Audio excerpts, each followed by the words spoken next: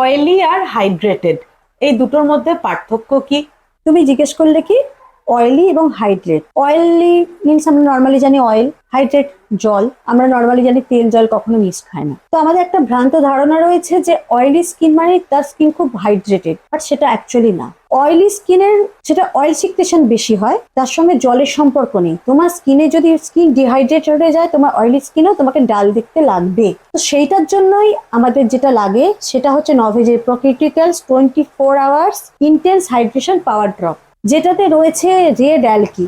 Red অ্যালকি কিরকম? তার মধ্যে যে স্পঞ্জের মতো জলকে ধারণ করার ক্ষমতা রয়েছে, এবং সেটা আমাদের স্কিনের মধ্যেও 24 আওয়ার্স ধরে স্কিনের হাইড্রেশনকে বজায় রাখে। এবং এর মধ্যে রয়েছে পিজিএ, এটা তোমার স্কিনের ফার্মনেসকে মেনটেন করায়। তার সাথে আর একটা জিনিস, ধরো আঙুর যখন আমরা দেখি সেটা টাটকা, তার মধ্যে ফার্মনেস রয়েছে, সেটা পুরো হাইড্রেটেড এবং সেটা একদম সজীব আমরা দেখতে পাই। বাট সেটাই যখন শুকনো হয়ে যায় ডিহাইড্রেটের ফলে, সেটাই আমাদের তৈরি হয় কিশমিশে। তখন সেটা ড্রাই, সেটা রিঙ্কেল এসে যায়, সমস্ত কিছু। That's the difference হাইড্রেশনের।